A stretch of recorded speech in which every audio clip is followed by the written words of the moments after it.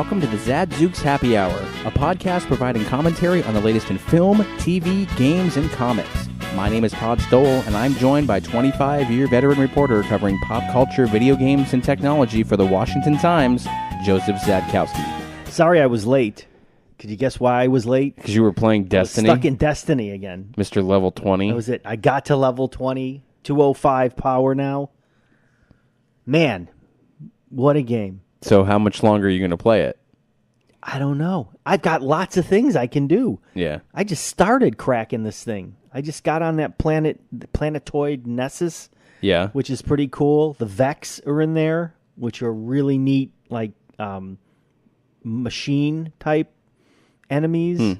They're like, they look like Independence Day aliens, except they're machines. That's cool. The Taken, which are possessed, fallen, Hive, and Cabal.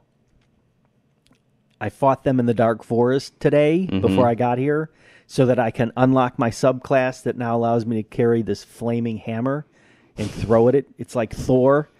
I mean, I got a seriously cool Titan now. I'm very happy. Yeah, my guy is starting to really power up nicely. He's got a fully automatic pulse rifle that can hold 900 rounds. Yep. And I'm mowing people down. I got my Sparrow today, my hover bike. Nice. So that's very cool. I know you had something and you were able to steal one. I stole one from a bad guy. That was pretty awesome for the like 45 seconds that I had it. Middle of a public event, right? No. You was just hanging out, chasing you. It was like chasing other people and then left one behind. I picked it up and it was all good.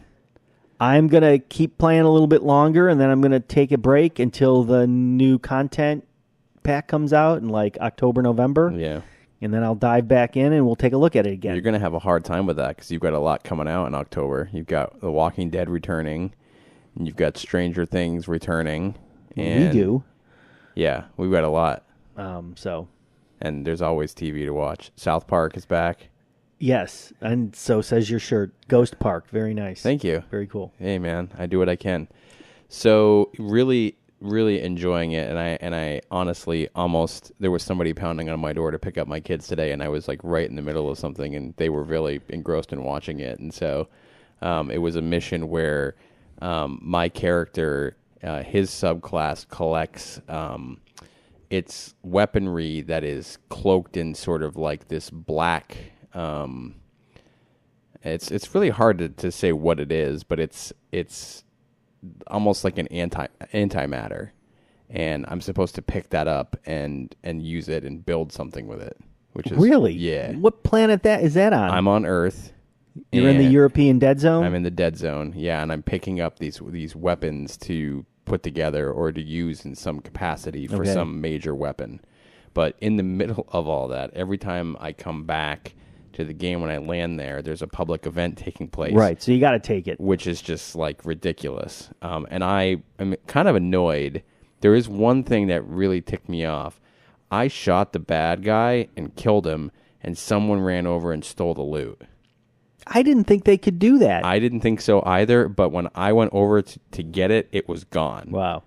And unless two people shot at the same time. I don't know. So... Yeah, I've usually not had that problem. Yeah. Okay. All right. So this week we're going to do a couple things. You've gone out and went into the field as you did last year. Field of Screams and in Pennsylvania. And interviewed I guess is he the owner? Co-owner. Co-owner. Yeah. He's one of the masterminds behind the builds every year. He's the guy who puts it together and formulates the strategies for scaring the poop out of people. And he was apparently a former teacher. He's a former teacher, wrestling coach. Yeah. That says a lot. And I still don't know how to pronounce his name. Gene Schaff. If I get it wrong, I'm sorry, Gene. Will you correct it in the audio? Yeah. He agrees with you. So yeah. So that segment will play pre-recorded audio for that, but we're going to jump right in and talk about this week's release, Wonder Woman. So finally DC got it right. This is a marvelous movie. I had a lot of fun with this.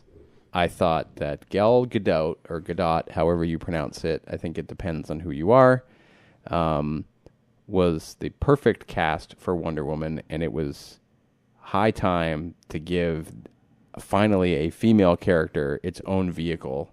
Right. And home run. Yep. What was the last movie with a female lead hero, superhero? There hasn't been one. Supergirl? But that was not a movie. Yes, it was. Helen Slater was Supergirl. When was this? 80s? Oh, see, I don't remember. Oh, really? You don't remember? Is Captain Marvel is Brie Larson, right? Yes. And that hasn't come out yet. But I'm assuming she'll be introduced in Avengers Infinity Wars. Yes. That's my guess. But anyway, I think it was Helen Slater. Okay. And I guess the only other sort of all-female... Yeah, I can't really think of, like... I think the closest one would be, like, Scarlett Johansson, but she's Black never Widow. been given her own thing. No. But she's, it's always been an ensemble. And in some ways this is as well, but she definitely gets a good chunk of alone screen time, which is nice. So Wonder Woman takes place roughly in the middle of the World War II. World War One. Is it World War One? It is World War One. Really? I guess I didn't realize that. You did watch the movie, right? I did watch the movie, but I thought it was World War. I thought it was World War II. No, that's what makes the movie even cooler. It's World War One.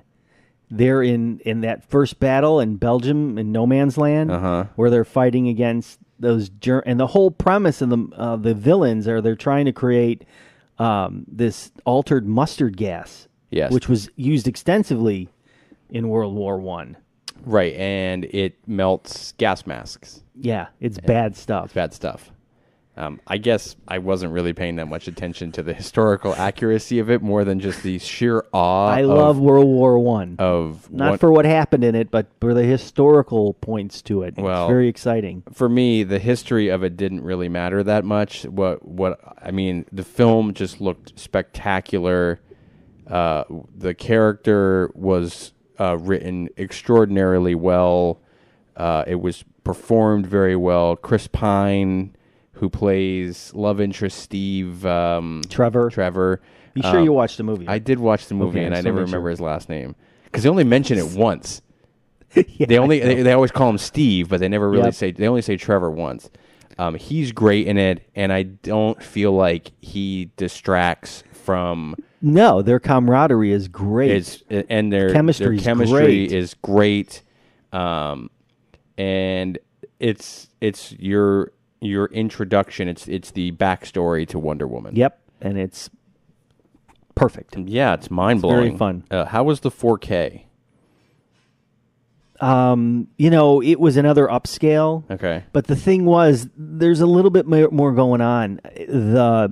They shot some of the scenes in 35 millimeters. Mm-hmm. So, especially all the World War I stuff, because they were kind of looking for that celluloid richness that you would get, and they achieved it, and it was great. And actually, the cinematographer had said in multiple interviews that they were inspired by the artist John Singer Sargent, who did very rich landscape painting when he did some of his paintings and stuff. And you can just tell it looks beautiful. The whole thing looks beautiful on Paradise Island, because I'm not going to try and pronounce the actual name of it. Yeah, it the depth of the blues and the flora and fauna, the greens, and it just really nicely done. Anytime a sword's hit another sword, sparks are all over the place, and you get to see that really nicely. In the No Man's Land battle, when she's being attacked by machine gun fire and stuff's bouncing off her gauntlets and her shield, it's just dynamite. Yeah. So it looks great there. And, the airplanes that are used in this are very well done. I mean, obviously no one's flying these things, but... the villains are Dr. Poison is right out of the golden age of Wonder Woman comics, which I really appreciated. I thought that was a cool thing to do. Steve Trevor's secretary, Etta Candy, I believe, is from the golden age of the comic books. She's very cool in it. The director, Patty Jenkins, who is a huge Wonder Woman fan, really, and that's kind of key, isn't it? Right? If you find somebody who really loves the source material, like a James Gunn, you're going to get a really great film. Yeah, I sort of feel like when they do Justice League, it's going to be kind of a letdown for this. It's going to be a huge downer compared to this. Yeah. I mean, if you look at what Man of Steel turned out like, and Batman Dawn of Justice, Superman, those are really depressing films. They're just heavy-handed. So I think we have to ruin one piece of this movie and spoil it a little bit because I have a question. Yep. So the love interest, Steve Trevor, doesn't make it at the end of the movie. He dies. And yet Chris Pine has signed a multi-picture deal to reprise this role. And there's a lot of theories about how he'll be reintroduced, whether it'll be an alternate universe, whether there'll be different versions of the Wonder Woman franchise where they'll travel around in different times, or they'll do the thing that they did with I'm blanking now. There was a Marvel movie, or it was Civil War, where they like used a time machine essentially to alter reality. Age of Cybertron? I don't remember. But so I'm really fascinated how they're going to reintroduce him, considering I think he's got a 3-picture deal to play this character. I don't know. I don't know. I mean, he obviously was in the comics a lot longer than he was in this movie. Yeah, and that's the thing. I didn't really get the need to kill him off. Right. I mean, I guess it's pivotal to the role in the sense of it introduces who Wonder Woman really is, but it did seem like they had such an opportunity to, after the big battle, to be like, oh yeah, he parachuted out of the plane he was in that he blew up. Right. Which could still happen. Which could have, well, I mean, but at this point, she's back in present day 2017, so he would be... right, but she could certainly go back and do a World War II adventure if she wanted. So, and then, of course, she doesn't age at all. Right. And there's a reason for that. And I wonder if we'll ever go back to Paradise Island again, since she was essentially banished from it. Right. I don't know. But I'll be curious if they do that as well, because they had some pretty big actresses playing key roles. Robin Wright was in it. Yeah, and she was great. Connie in it. Nielsen as the queen. So the visuals on this, the colors, even on just a normal Blu-ray, were very stunning, very, very strong, very powerful. And in general, you can't have...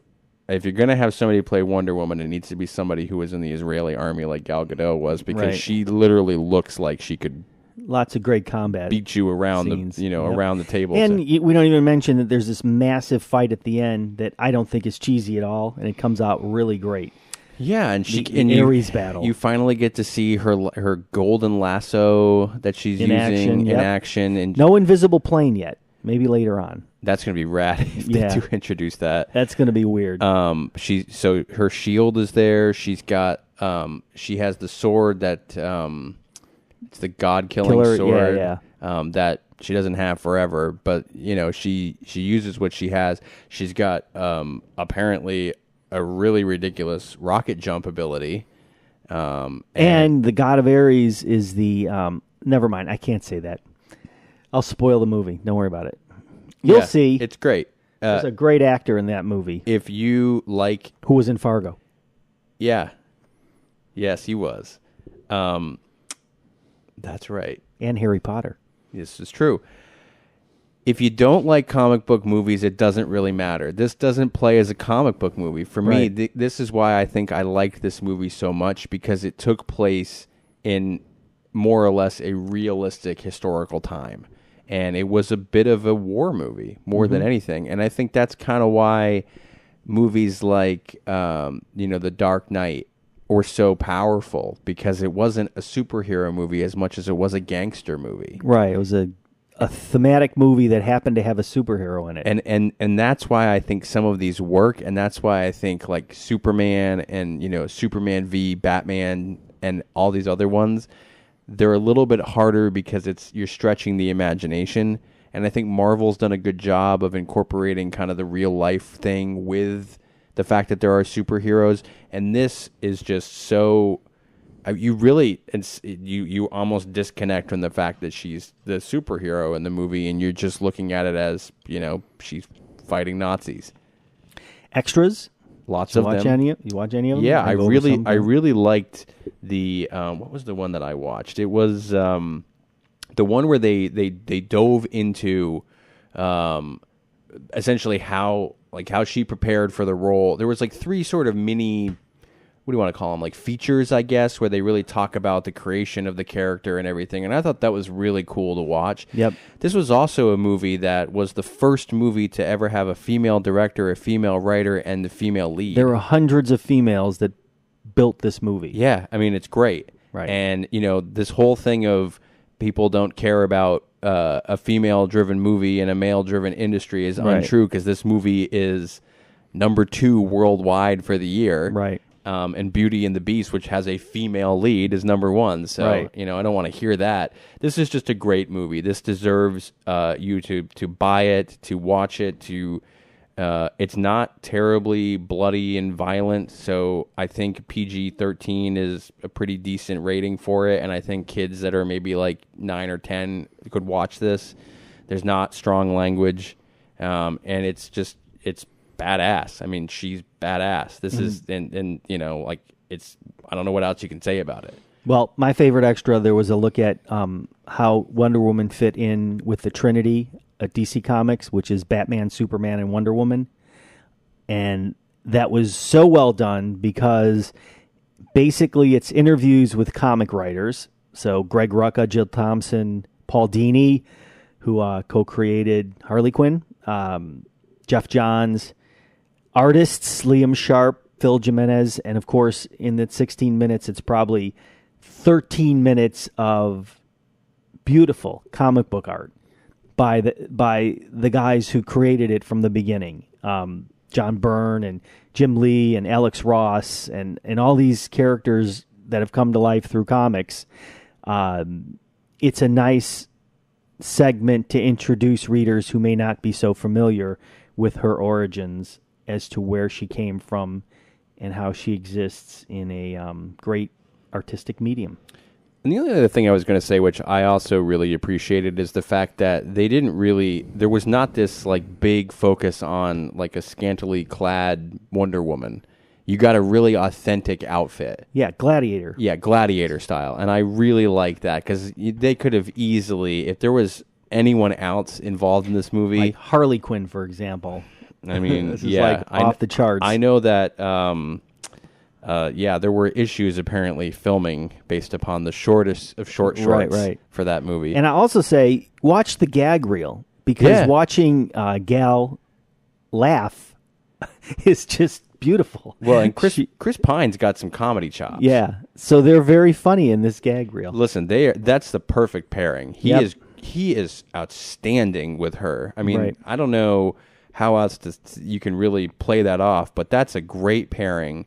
I could gush about this movie all day. The only other thing that I think is somewhat interesting is I think if you were to introduce a new series of comic book lovers who were watching Superman and then Batman and then Wonder Woman is just so much stronger in terms of the content of these movies. Yep. That I mean, she's got to play a huge role in the Justice League. Right. And if I hope so. And if she doesn't, then that's shame on them. That's an injustice. Shame on Zack Snyder. I mean, yeah, So we'll see. At any rate, is that an A or an A plus for you? That's an A plus, dude. A plus, sure. Hands down. Get this movie, buy it, watch it. Watch it with the females in your family. Yeah, my wife wants to see it. Yep. She doesn't really like comic book movies. She's like, I really want to watch that. And I said, yes, you need to watch this. This is great. So when we come back, we're going to do, we'll talk a little bit about some stuff before we send it out to Joe, who's going to time travel to He's gonna. We'll also just talk about the Field of Screams, Pennsylvania. Okay. So I can tell you what's in it. Very good.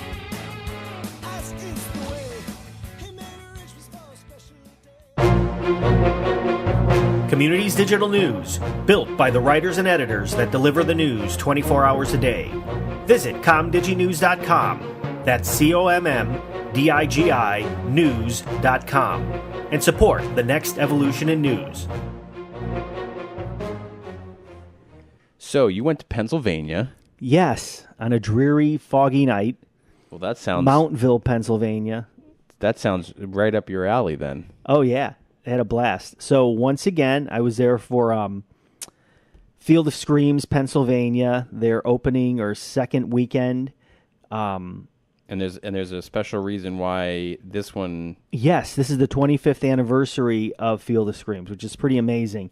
And I've got an interview that we'll play in a little bit with Gene Schuff on how special it is. But once again, let me remind everybody, it's 4 attractions. It's Haunted Hayride, which is one of the best attractions as far as hayrides I've ever seen. Isn't that sort of like the thing that started it off for them too? It is the thing that started them off to them. There's multiple areas where you drive through a warehouse and the doors close and things happen, and it's awesome. And you bet there's clowns. There's always clowns. There's something called the Nocturnal Wasteland, which now is not as scary, honestly, as it used to be. But now it's basically an obstacle course. So if you got heart conditions, asthma, or overweight, forget it. Don't even bother, because you got to climb some major stairs to get through this maze, walk over the haunted hayride, go through tunnels to escape, and it's a lot of work. Are you being chased? You're not being chased. It's just a lot of work. This one's just, it's a self-pacing. There are guys popping out occasionally, but man, it is self-pacing. So those are 2 strong ones. Then you do the barns that were turned into haunted mansions, and these barns have been around forever. So right away, the creep factor is high. Den of Darkness is probably my favorite. There's a lot of good stuff going on in these. And no matter what time of the year it is, it seems, it's always 30 degrees hotter in these places and inside them. So you will guarantee to sweat. And once again, Den of Darkness, you're fat, man, forget it. It's over. You have to, at one point, crawl through an attic, which is brutal, a pitch black attic. And there's other little traps that you're going to walk through that you will not appreciate it if you are not in decent physical condition. And there are lots of ghouls in these houses chasing and causing problems. It is by far one of the best attractions for Halloween, the quartet of them I've been to. And this year, not quite sold on this, but I'll bring it up. For $150 per person, they're going to take you behind the scenes, and they're going to let you scare some people at some point. They're going to take you into an attraction and let you hang out and cause mayhem. That sounds so. That's kind of cool. That right? sounds kind of fun, actually. It really is a family affair. Everyone in their family helps and works and puts this together. You can get all 4 attractions for $34, which is a pretty. I got to say, if you're going to get up there and you're around there, that's a pretty good deal. How long did it take you to kind of go through everything? Let's see. I would say Hayride's about 25 minutes. I would say Wasteland's another 25 minutes. And the houses themselves are maybe 15. So 30. You're looking at about an hour's worth of entertainment or over that. There's bands that play every weekend. This is kind of depressing, but I'll bring it up anyway. The band we saw was the Undead. Now, Undead features a guitar player from the Misfits, and I don't know if you know the Misfits, but they were a legendary hardcore punk band. I think Henry Rollins was in them. God, I can't. I'm saying that, and I'm going to be wrong, and people are going to kill me for that. No, but anyway, no, I'm pretty sure he this was. Poor guitarist was up there playing to about 10 people because everybody else is doing their stuff, Yeah. and he's just I mean, I think he's bummed. I'm sure that he got paid, but anyway, I don't want to end on a bad note. But the interview's pretty cool, and the guy takes us a little bit behind the scenes and explores what's going on, how he started, and hope you enjoy it.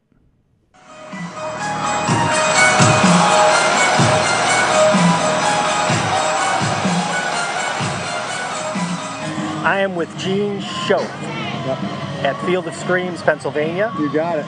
And I heard you guys were celebrating something special this year. What's going on? Well, it's a very special season for us. This is our 25th season. That's a big milestone for us. So we've been at this for 25 years, started as school teachers, doing all kinds of other things, and transitioned into the haunt business, and here we are. Who would have guessed?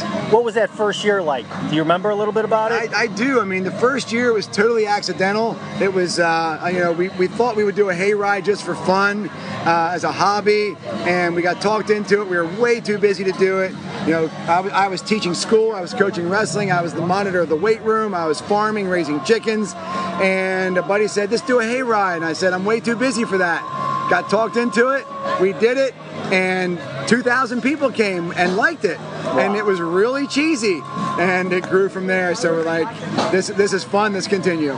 So what can a visitor expect this year that they've not seen in the other years? Because I'm sure you have people that come back every year.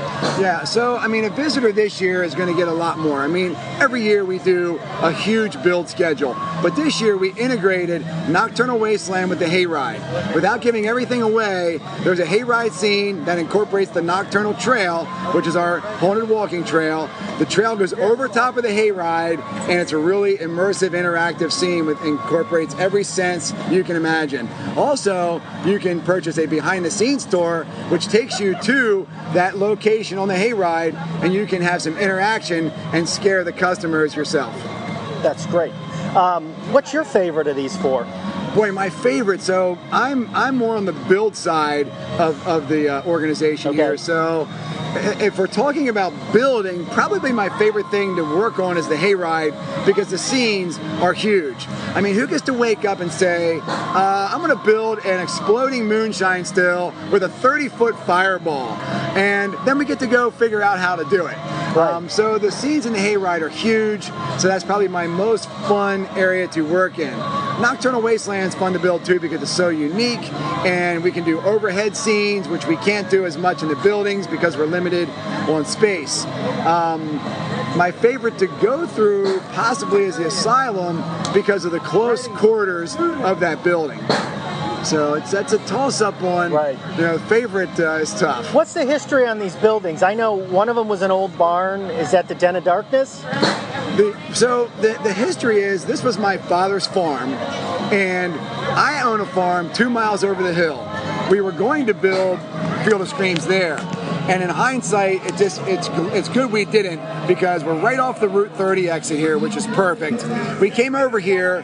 There was 2 buildings on this property besides the house.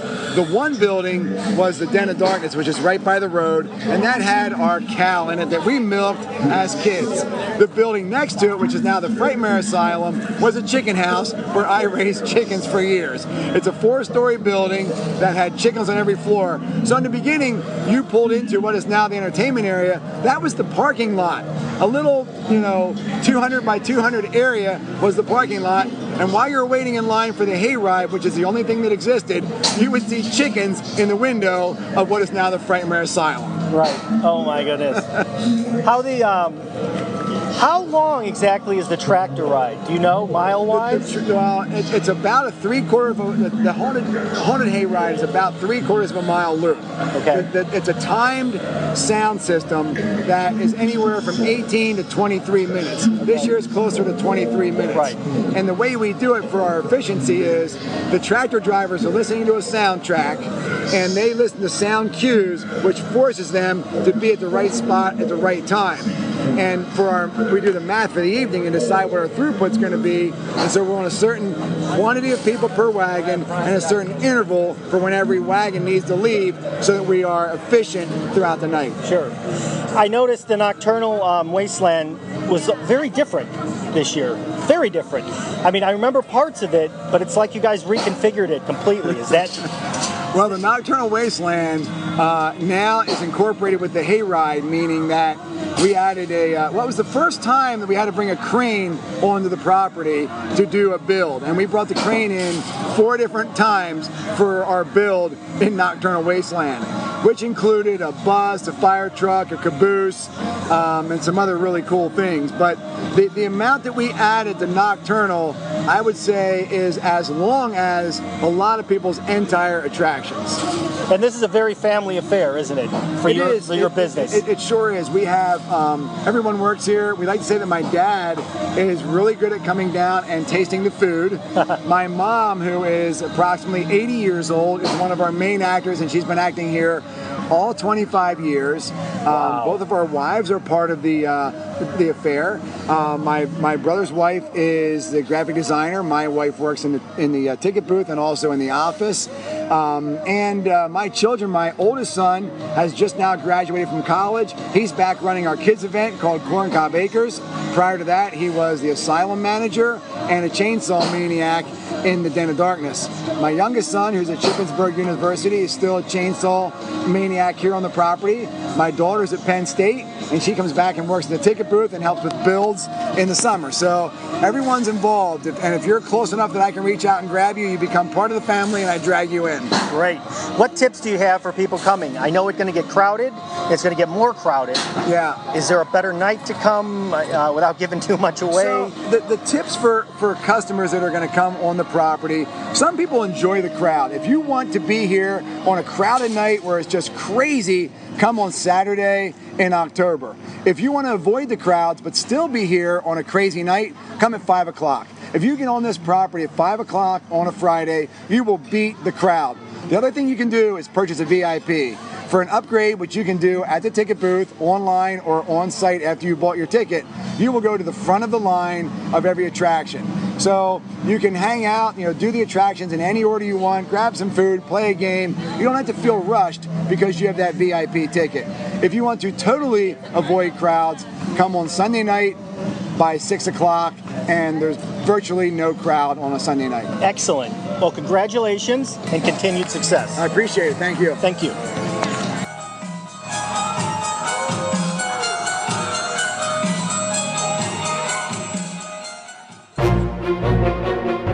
Communities Digital News, built by the writers and editors that deliver the news 24 hours a day. Visit comdiginews.com. That's COMMDIGI news.com. And support the next evolution in news. Okay, I knew I was wrong. The Misfits had Glenn Danzig in them. So that was first correction. Second correction is I need to warn people about this place, Field of Scream, Pennsylvania, because the scare actors will get in your face and they will touch you. I had guys with chainsaws poking at me all night. Obviously, they didn't have chains on the chainsaw, but it was scary nonetheless. My son got headbutted by somebody, accidentally, of course. The guy obviously apologized right after, but that was kind of scary. And there was a girl on a haunted hayride who would not stop screaming. And it was like a magnet, because all the scare actors knew it and would come up to her just to get her going. And at one point, she really lost it on one of the scare actors and started kicking him, which was kind of weird. But he was like, I'm done. He just got away and he was done. But that girl was insane. Well, I don't know why you would get on that knowing full well you were going to lose it. I mean, I think the reason the guy apologized to your son is because your son's a monster. Yeah, he's like, he's a real scare actor. Yeah, he's in amazing physical condition, and I don't think it's going to take a lot to move him around. Right. So. All right. Box office. What the heck is Wolf Warrior 2? Not a clue. And why is it fourth in worldwide grosses? I don't know. Wow. It's beating Guardians of the Galaxy now. Yeah, I don't believe it. It's probably like a... It must be a Chinese... Yeah. Oh, yeah. I do actually remember hearing something about that. That there was a movie that was like really big in China, and it was like exploding. And Wonder Woman's at 7, by the way. Mm-hmm. So that's pretty great. Yeah, number one at the box office projected for the week will be Kingsman 2. which has gotten terrible reviews. Terrible reviews. They're projecting it to hit 40 million for the weekend. It slips to number 2. It looks like, at least at this point. I don't know what was number 3. Can't really recall now. But it is just having quite a fun time with it. So 3 was the Lego Ninjago Lego movie. Ninjago, and that's a really pretty disappointing opening for the Lego franchise. Well, but come on. I don't know anything about that. Do you? Jackie Chan's in it. I mean, my kids know Lego Ninjago. But Mother was at 1 million, number 6. It's got 11 million so far, and it was really horribly reviewed, I believe. Another bad film. But you know it's going to be a contender for the Oscars. Oh, goody. Yep. And it's killing it. It's in the top 10. It's number 15 worldwide right now. Yeah. And working away. And it's going to pass War of the Planet of the Apes pretty soon. But domestically, I think it's in the top 5. Yes. So good that's stuff. pretty cool. So next week, what do we got on the radar?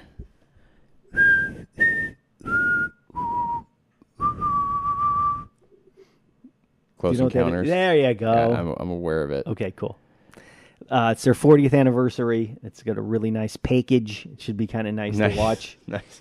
Way to good really stuff in the package. way to really throw that out there. Are you channeling your inner Dreyfus or my inner Dreyfus, Chicago? I was going to say that has nothing to do with Close Encounters. He talks a little bit like that. Tro to ball. So that's good. I've got Transformers, which I heard was another poopy Michael Bay movie, but I will be watching it. Pirates of the Caribbean comes out in a couple weeks. Baby Driver, you've got to get. I am right near the end of Ken Burns' Vietnam.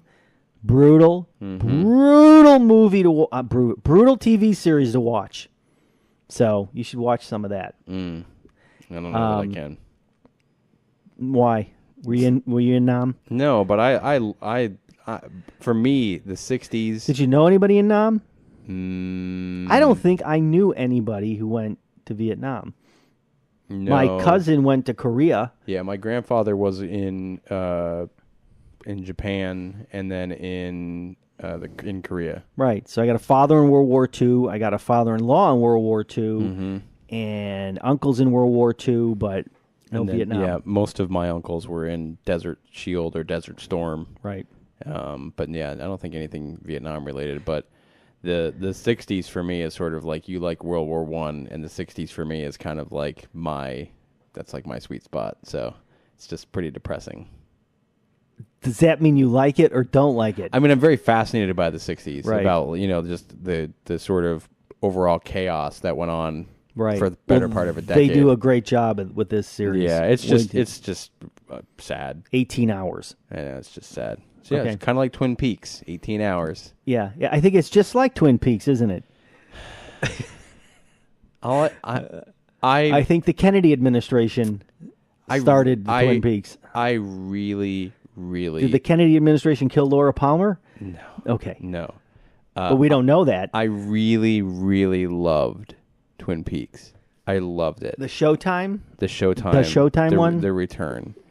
But I will say, leaving it on a cliffhanger like that, and then having David... I haven't seen it, so don't blow it for me. No. I'm going to watch this. But having David Lynch say, well, if I do a 4th season, it'll be in 4 years. Oh. Because it took me 4 years to write this one. Boo.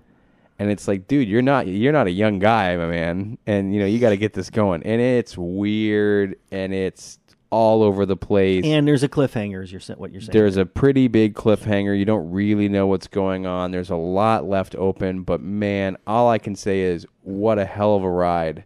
I mean, at times, I'm just like, I don't know why I'm watching this. And at other times, I'm like, man, when was the next episode going to be on? So, all in all, that was really a special experience, which Showtime is not happy with it. Because... Why? Most people streamed it. Which is stupid because people bought subscriptions like crazy to stream it. But they didn't watch it live when it was being broadcast. So they consider it a failure. But what... difference does it make? I don't know. Was there commercials run in it? No. Then what difference does it make? Because 18 hours worth of stuff, I can imagine must have cost a pretty penny. Yeah, but how do they make more money if you watch it live? I mean, the thing is that I bought a subscription through Hulu because they do that now, and it was like Right. $11.99 a month. So it's not, like the only chance they make money is either through the point of purchase of the cable network itself, Right. or one of its streaming services, Right. or an ancillary version via Blu-ray, DVD, whatever. and that's right? coming out. I think he said before, right around Christmas. Okay. The third series will come out. Well, I'll definitely look It's at that. what I really hoped the X-Files would have done when they came back. Right. And that's coming. They're filming that now, season 11 of the X-Files. Yeah, that's right, because season 10 was the renewal, and season 11 is the continuation of it. So that's being filmed. Okay. So, it's good stuff. I think that's all I've got. You go back home and play some more Destiny. I'm going to play some tonight. Can't wait. Yep. Can't wait till you get to level 20. A couple months from now. Yeah, come on, man. I can't play games until 2 o'clock in the morning. I'm tired. I want to go to bed. All right. Okay, that's fine. Great. Well, Great. thanks for the screams and the scares and everything. Sure. And we'll see you next week. Enjoy the interview.